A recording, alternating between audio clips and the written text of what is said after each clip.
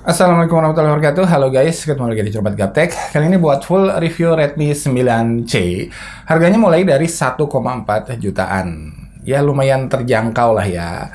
Karena lumayan terjangkau itu, pastinya ada beberapa sektor yang harus dikorbanin. Nah, apa aja yang harus dikorbaninnya?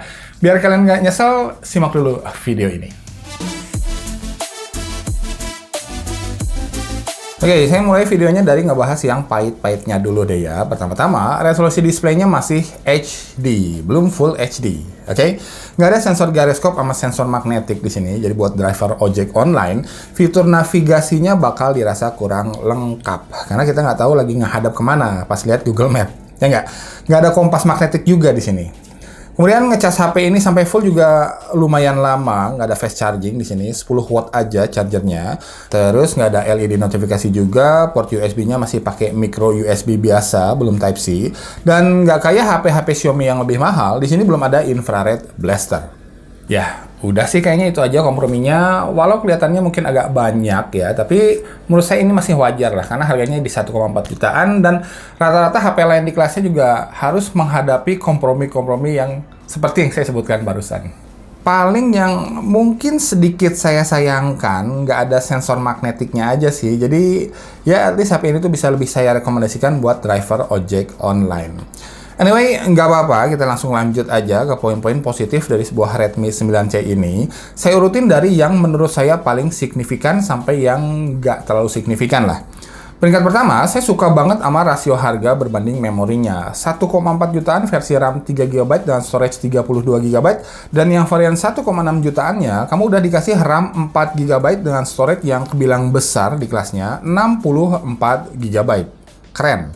Untuk HP keluaran 2020, faktor storage ini jadi cukup penting menurut saya, di mana aplikasi dan game-game yang kita install tuh makin sini makin kompleks, yang dampaknya makin boros storage pastinya. Di peringkat kedua, saya dikejutkan sama hasil tangkapan kamera utamanya yang untuk kelas harganya tuh ini udah kebilang bagus menurut saya. Ya, at least menurut selera saya ya, kamera Redmi 9C ini lebih oke daripada kameranya Redmi 9 yang harganya lebih mahal.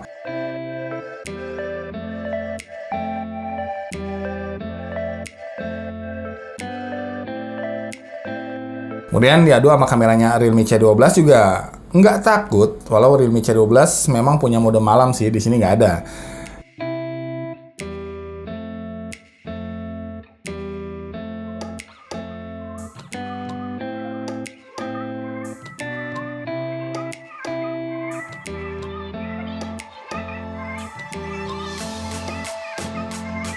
Ya, jujur ini di atas ekspektasi saya sih, tapi sekali lagi bagusnya tuh untuk kelas harganya ya. Jangan dibandingin sama HP-HP yang lebih mahal.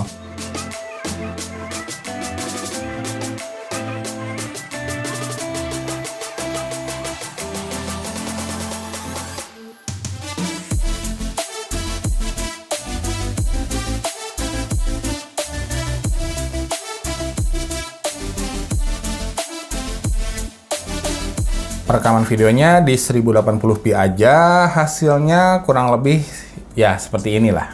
Oke, kita coba ngerekam video dari sebuah Redmi 9C pada resolusi Full HD 30 frame per second.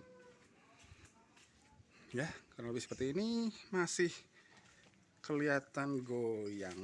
Dan ini adalah contoh perekaman video kamera depan dari Redmi 9C pada resolusi yang sama, Full HD 30 frame per second. Peringkat ketiga, finishing back covernya tuh saya suka, ala-ala carbon fiber gitulah teksturnya. Menurut saya kelihatan dan berasa lebih keren inilah dibandingkan back cover plastik bertekstur biasa yang sering kita temukan di HP-HP 1 jutaan lainnya. Desain kameranya juga ngotak, udah 2020, walau memang bezel sekeliling layarnya tuh masih terlihat sedikit lebih tebal daripada biasanya lah.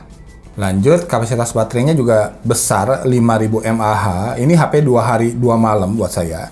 Udah pakai Bluetooth 5.0. Nah, ini cukup penting karena True Wireless Earbud yang murah sekalipun rata-rata udah pakai Bluetooth 5.0 juga. Jadi kalau di pairing sama HP ini, delay suara atau latensinya tuh bakalan minimal banget.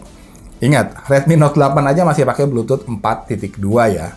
Displaynya luas, 6,5 inch dengan sensitivitas yang sangat-sangat baik. Nyaris nggak berasa delay pas dipakai main real time. Performa dari Helio G35-nya juga udah sangat-sangat acceptable untuk kelas harganya. Ya, memang belum bisa main PUBG secara kompetitif sih.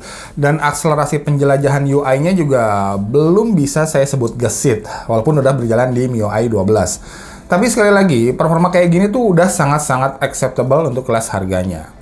Punya triple SIM slot yang udah support VoLTE-nya SmartFriend, dan di sini juga ada fingerprint scanner yang bakalan terasa sangat penting di saat face unlock agak sulit untuk dieksekusi ketika kita lagi pakai masker di luar, ya nggak? Terakhir, speaker bodinya lumayan.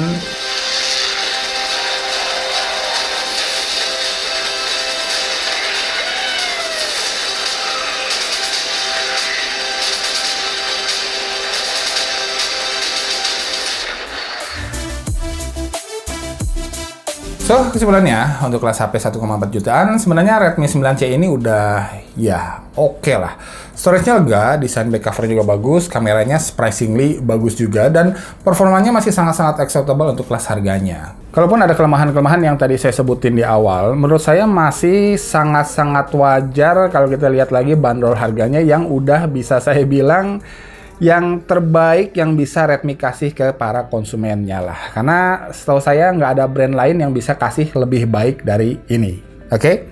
With that being said, di kelas 1,4 jutaan, di mata saya, Redmi 9C ini adalah pilihan terbaiknya. Ya udah, thanks for watching. Mudah-mudahan videonya bermanfaat. Nika Usalt. Assalamualaikum warahmatullahi wabarakatuh.